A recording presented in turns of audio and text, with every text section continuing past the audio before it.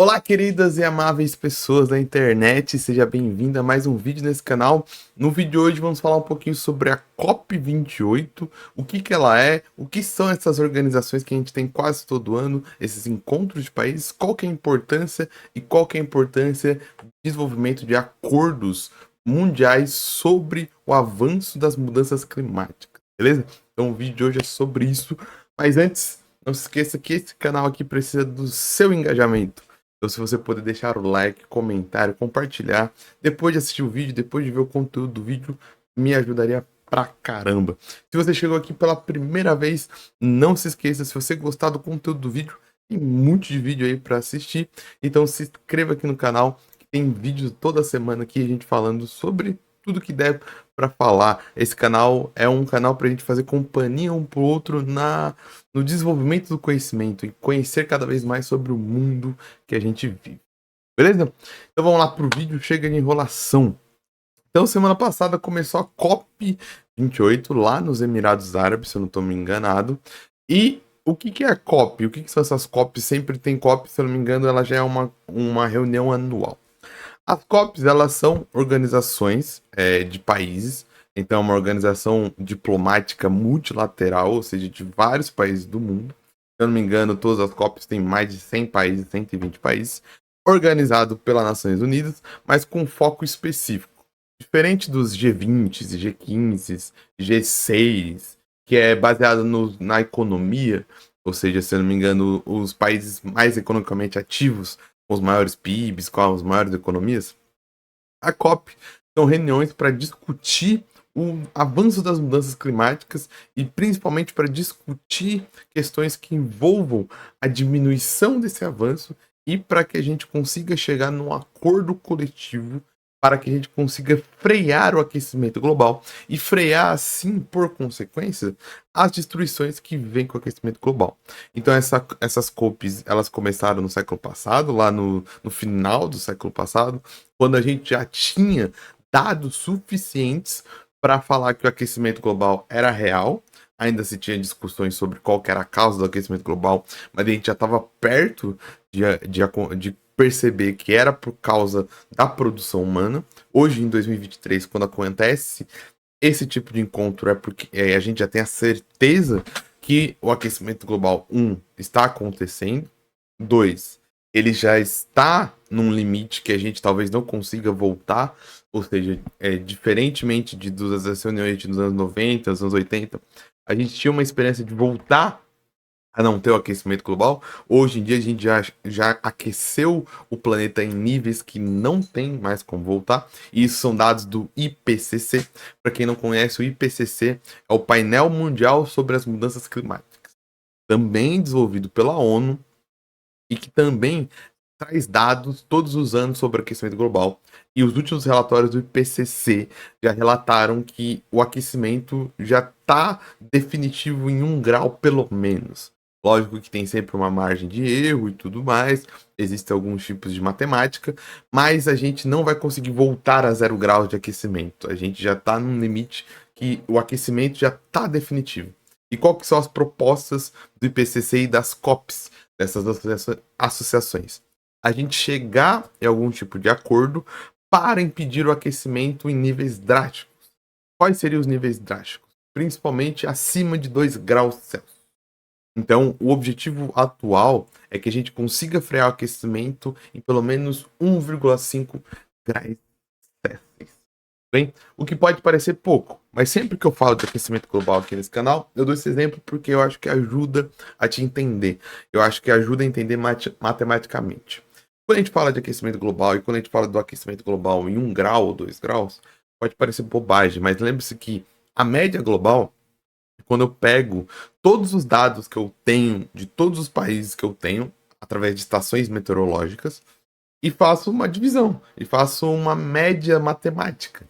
É lógico que vai dar um valor que é relativamente baixo se a gente pensar nós individualmente. Se a temperatura do Brasil aumentasse 1 grau Celsius, não seria tão drástico. Mas lembre-se, existem regiões o aquecimento global muda o clima de uma maneira que a gente vai tendo mudanças climáticas que não são só necessariamente o aumento da temperatura, mas a gente tem mudanças climáticas que podem envolver até o congelamento de algumas regiões. Meio maluco pensar nisso, mas é porque a mudança do clima muda correntes marítimas, muda correntes de ar, muda regime de chuvas, muda regimes de ventos, de tempestades e tudo mais. Então a gente tem regiões que vão aumentar 10 graus Celsius e tem regiões que vão congelar com o aumento do aquecimento global. Então a gente tem essa média por conta disso. E a gente consegue ver isso, por exemplo, enquanto aqui no Brasil a gente está tendo uma onda de calor em que regiões, pô, São Paulo, qualquer pessoa que tenha, sei lá, tenha nascido nos anos 90 e se relembrar um pouquinho, não tem uma época antes dos anos 2001, por exemplo, que a gente tem médias de temperatura de 39 graus em São Paulo por tanto tempo. São Paulo a gente está vivendo uma onda de calor, a gente tem temperaturas de 37 a 39 graus. São Paulo a gente está numa região, por exemplo, que ainda a gente está dentro do trópico, mas é uma região que a gente está mais próxima, mais longe do Equador que uma região amazônica, do que uma região no Rio Grande do Norte, do que uma região na Guiana, na Venezuela. Então, a temperatura aqui era mais estabilizada. Se tinha calor, mas não tinha assim, um calor tão exagerado quanto uma média de 39 graus. Então, essas médias de temperatura, elas variam de região para região. Por exemplo, qual que é uma das regiões que a gente tem alguns prognósticos que congele? O Reino Unido. O Reino Unido, ele tem a sua temperatura mantida atualmente por conta principalmente de alguns fenômenos meteorológicos como vento e correntes marítimas, que mantém a temperatura do Reino Unido numa estabilidade que possibilita o desenvolvimento das cidades do país com as pessoas. Com a mudança climática, provavelmente esse regime que permite a temperatura atual do Reino Unido vai parar de existir, o que vai levar provavelmente aquela região a um congelamento, porque você não vai ter mais correntes marítimas nem fenômenos atmosféricos que ajudam a esquentar aquela região. Eles vão simplesmente mudar de direção, vão simplesmente mudar a sua estrutura e vão congelar aquela região, e provavelmente aquela região não é que as pessoas do nada não vão conseguir viver lá, mas vai ser uma vida muito mais difícil do que era antes, entende? Então, sempre tem a noção disso. Então, a COP, ela se reúne para discutir essas questões, para tentar ter tratados e tentar ter algum tipo de acordo para frear esse aquecimento. Então, a gente já começa a ter algumas notícias, né? Eu trago aqui lá do G1, COP 28, uma notícia de 2 de dezembro, eu tô gravando no dia 4, né? A COP começou na semana anterior do que eu tô gravando aqui. Brasil e mais 110 países prometem triplicar a produção de energia renovável até 2030. Se o compromisso for de fato efetivado, meta reduzirá o uso de combustíveis fósseis nesta década. Índia e China não firmaram o acordo, que não é vinculado, obrigatório. Ou seja, por que é necessário essas COPs? Porque as mudanças climáticas foram causadas por fenômenos globais. Principalmente pela Revolução Industrial, se você voltar lá nas suas aulas de história, que a gente começou a adotar os combustíveis fósseis como uma meta de desenvolvimento, e principalmente o desmatamento e a destruição de zonas rurais como uma meta de desenvolvimento. Então, a industrialização da primeira e da segunda revolução industrial são baseadas na queima de combustíveis fósseis e principalmente na destruição de florestas. Principalmente estou falando da Europa, né? Revolução industrial que a gente estuda e que a gente tem como estereótipo é sempre focado na Europa, né? Sempre focado no contexto europeu. As outras regiões, principalmente as colônias como o nosso Brasil, a gente vai ter um tipo de industrialização bem mais tardia e um pouquinho diferente do que foi lá. Qual que é o grande problema dos combustíveis fósseis? Os combustíveis fósseis, eles queimam carbono, eles queimam o seu combustível e, como resultado de toda a queima, a gente tem alguma coisa que é liberada. Se você voltar lá para suas aulas de química também, você vai lembrar do professor falando de Lavoisier, né, que na natureza nada se cria, nada se perde, tudo se transforma. Então, quando eu queimo combustível dentro de um carro, esse Essa queima vai gerar, primeiro, energia para o carro se movimentar, e segundo, vai gerar resíduos. Pense no seu corpo, por exemplo. Quando você come, você parte da comida se transforma em nutrientes e de energia, mas também de vitaminas, de cálcio e tudo mais para o seu corpo usar, mas tem uma parte que o seu corpo não usa e vira cocô e você solta no vaso. O carro, da mesma maneira. Ele não, os nossos carros, sei lá, se no futuro a gente vai ter um carro que use 100% do combustível, seria um sonho, né? Mas ele não utiliza tudo que está na gasolina. Parte do que está na gasolina não gera energia para o motor, não gera energia para o carro se movimentar. Então ele vai liberar isso através do escapamento, através de fumaça. E essa fumaça é cheia de gases carbônicos. Esses gases carbônicos são do que a gente chama do efeito estufa.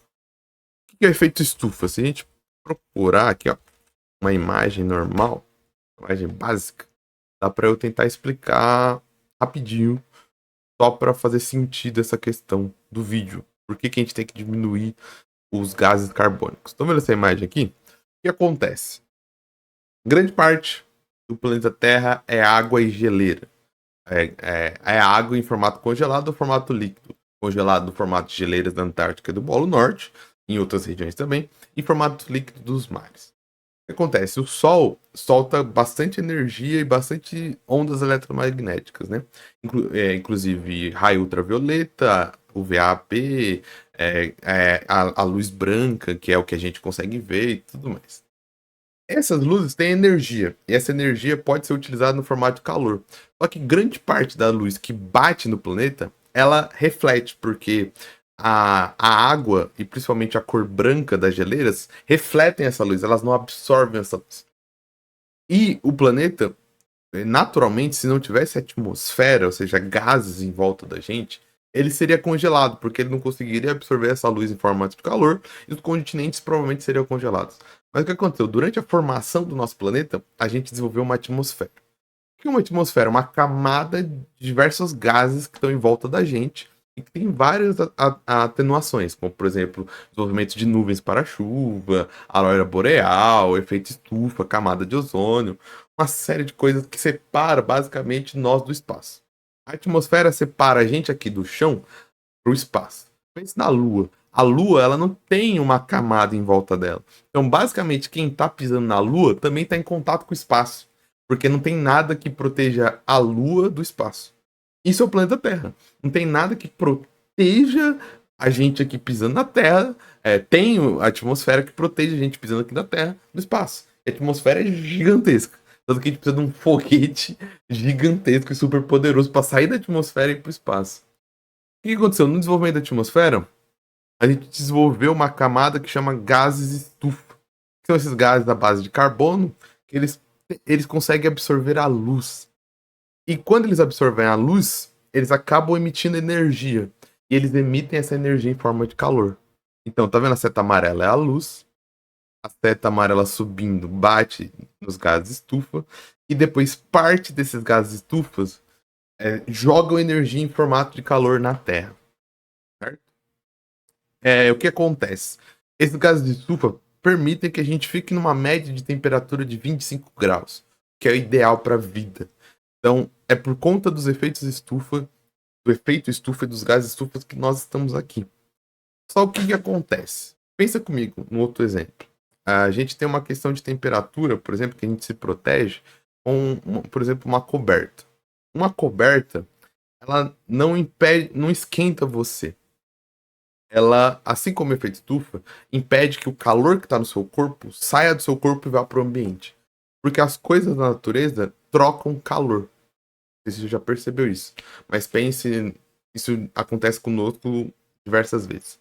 Quando a gente pega, por exemplo, uma caneca de café, uma caneca de achocolatado, não sei o que, a gente vai beber no frio e a gente esquece de beber porque, sei lá, a gente tá no TikTok vendo vídeo. Tá no TikTok, vídeo, dancinha, receita, pessoas viajando o mundo, pessoas na Kombi, dancinha de K-pop, desafio, um monte de coisa. O que acontece? Depois de passar 20 minutos no TikTok, quando você vai beber o café, ele não tá mais quente, ele tá frio.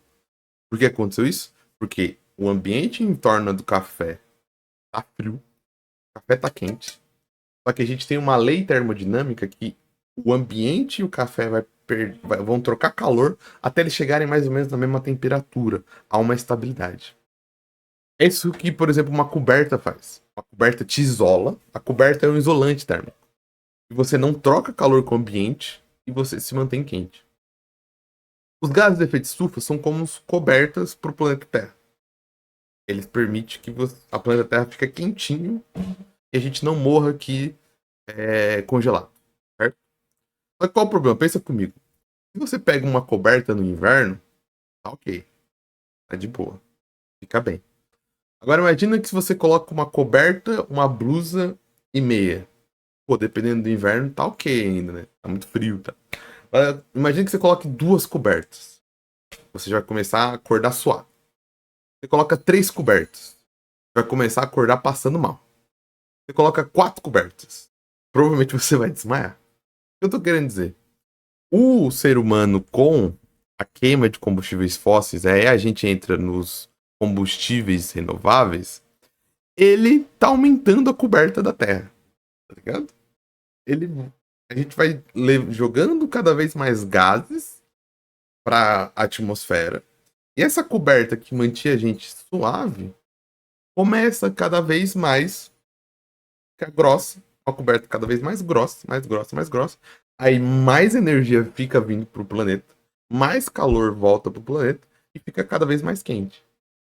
E aquilo. Primeiro você começa a ficar suave. É o que a gente tá sentindo agora. O que a gente tá sentindo agora no momento é esse suado, tá ligado? A gente aumentou a coberta e tá ficando suado. Dá pra viver ainda, mas a gente tá acordando suado. O que vai acontecer? Daqui a pouco a gente vai acordar passando mal, daqui uns 100 anos. Daqui uns 200 anos, se a gente não fizer nada, a gente vai acordar explodindo, tá ligado? A gente vai acordar passando no hospital. Porque a gente vai, como se estivesse dormindo com cada vez mais coberta, mais coberta, mais coberta. E cada vez mais a gente vai acordar passando mal, né? Por isso a gente precisa de COPs que tenham acordos mundiais. Porque não adianta um país sozinho fazer algo. Porque o aquecimento é generalizado, o aumento na atmosfera é generalizado. Não adianta, por exemplo, o Brasil parar de queimar combustível e os Estados Unidos continuar queimando combustível. Não adianta, por exemplo, a China parar de queimar combustível e a Europa continuar. Por exemplo, a China, apesar de ter um processo de industrialização muito forte, de ter desmatado pra cacete, de ter extinguido espécie, ela vem, nos últimos anos, cada vez mais desenvolvendo combustível renovável. Não porque a China é boazinha, não cair nesse papo, tá ligado? Em política pública, relação internacional, não tem ninguém bonzinho em relações internacionais. Tem os países, cada um com o seu interesse. Mas a China, vendo o que estava acontecendo no desenvolvimento, ela está desenvolvendo cada vez mais, por exemplo, usinas solares, usinas de biocombustível, usinas de energia a partir de hidrogênio e tudo mais. E a gente precisa dessas COPs para ver se a gente consegue desenvolver acordos como esse. Só que qual que é o grande problema? A COP em si, a iniciativa dela é positiva, porque a gente precisa de cooperação internacional e união internacional para fazer acordos que realmente diminua o aquecimento global. Mas o grande problema é que sempre fica num para inglês ver. Sempre fica em acordos que nunca são protocolados de verdade. Esses acordos não têm poder de leis. Esses acordos são só a palavra. Ou seja, eu dei minha palavra, mas não quer dizer que eu tenho que seguir essas regras. As pessoas que não seguirem essas regras, os países, não vão ter nenhum tipo de punição, nenhum tipo de acordo comercial. São acordos que viram só palavras e a gente está numa situação climática que a gente não precisa mais só de palavras, a gente precisa de ações. Então a gente já teve protocolo de Kyoto, que foi feito numa COP lá no Japão, que parecia que ia ajudar, mas não funcionou de nada. A gente já teve o protocolo de Paris, que pareceu que ia funcionar, não ia funcionar nada. E agora, mais um ano, a gente tem mais uma COP com algum tipo de protocolo envolvendo agora energia renovável, né? Vamos aqui para o texto. A gente dá uma lida para a gente ver um pouquinho por cima. Um grupo de 118 países, incluindo o Brasil, se comprometeu nesse sábado, durante a COP28, a triplicar suas capacidades para energias renováveis até 2030. E outros 20 prometeram também triplicar a geração nuclear até 2050. e um gesto considerado histórico. Embora a China e a Índia tenham sinalizado apoio à iniciativa, nenhum dos países assinou o compromisso global, segundo a agência Reuters. O acordo foi liderado pela União Europeia, Estados Unidos e Emirados Árabes Unidos, além do Brasil. Países como Nigéria, Austrália, Japão, Canadá, Chile e Barbados estão na lista de signatários do pacto. O texto prevê que os países devem trabalhar juntos para aumentar as capacidades renováveis global até 11 mil gigawatts, em comparação com cerca de 3,400 gigawatts. Esse objetivo, porém, não é obrigatório e considera que os diferentes pontos de partida e circunstâncias nacionais de cada país signatário, afirmou um comunicado da presidência da conferência. Abre aspas para o Sultan Al-Rabi, presidente da COP28. Isto pode e irá ajudar a fazer com que o mundo se afaste do carvão inabalável. Aqui aspas para Nathalie Underser, presidente do Instituto Talanoa. Triplicar a energia limpa global nesta significa, para o Brasil, chegar antes ao fim da nossa transição energética local e, no plano externo, poder aproveitar a abertura de mercados para nossas exportações de energias renováveis, não apenas os tradicionais biocombustíveis, mas, quem sabe, hidrogênio verde e outras coisas. E aqui, a matéria, para quem quiser ler, está lá no G1 e vai falando um pouquinho mais. E eu pontuo que é só de falar porque nenhum desses acordos se torna obrigatórios. Esse é o grande problema. A gente está num nível de transição e de cataclisma climático. E eu falo cataclisma não é no sentido de que o mundo vai acabar, mas é que o mundo está acabando aos poucos. Tem uma série em podcast no Spotify, esqueci o nome. Paciente 62 ou 63, que é uma série de podcasts de história. Eles tentam falar um pouquinho sobre o futuro. E, inclusive, a versão PTBR, ela quem é o dublador, o protagonista, né? É o Seu Jorge. É muito boa a primeira temporada. Segunda temporada nunca terminei de ouvir. E a terceira temporada nem cheguei perto. Mas ele fala uma coisa que é muito verdade, que a gente vê com os nossos olhos atualmente, é que o mundo ele só acaba de uma hora para outra se tiver uma bomba atômica global ou se tiver um meteoro, tá ligado? Mas o que ele fala na série é que o mundo vai acabando aos poucos, pouco em pouco, a conta gotas. E o que acontece é que o mundo tá acabando aos poucos. Pense agora, por exemplo, na seca que teve na Amazonas nesse ano. Pense agora nas ondas de calor do Sudeste e do Nordeste do Brasil esse ano. E pense nas tempestades do Sul do Brasil esse ano. Cara, o mundo acabou para muitas pessoas, sabe?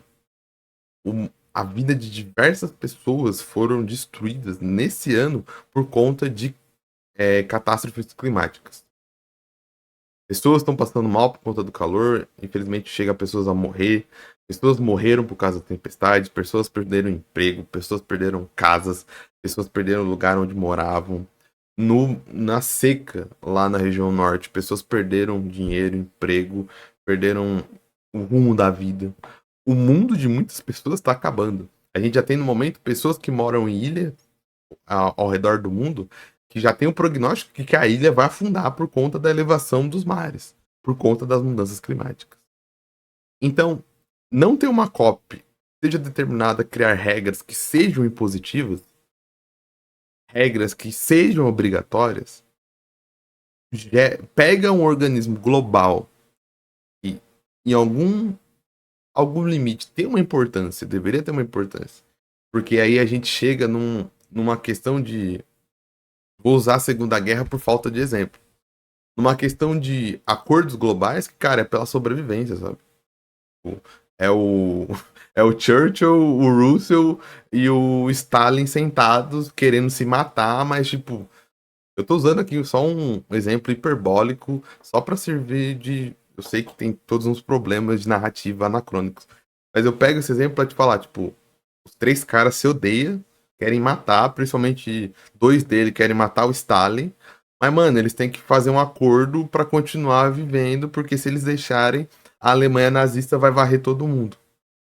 Tá ligado? É um tipo de acordo essas reuniões da COP deveriam ter o tipo de acordo que, independente de, tipo, diferenças, diferenças em políticas, econômicas, ideológicas, e fronteiras e tudo mais, deveria ser um tipo de acordo, tipo, rapaziada, se a gente não fizer isso aqui, nem vai adiantar. A gente vai ficar brigando pelas cinzas, tá ligado? O mundo vai queimar e vai ficar a gente aqui brigando pelo quê? O que China e Estados Unidos vão ficar brigando? Não adianta. Mas não funciona.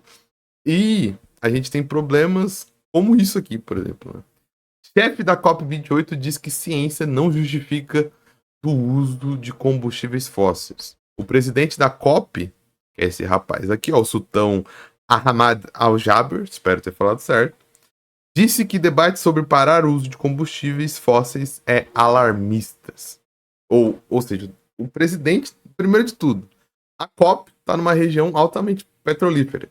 As pessoas vivem nessa região, os governos e sultões, por conta do petróleo e outras coisas envolvendo tecnologia. Por exemplo, já é uma discussão complicada de ter naquela região, sabe?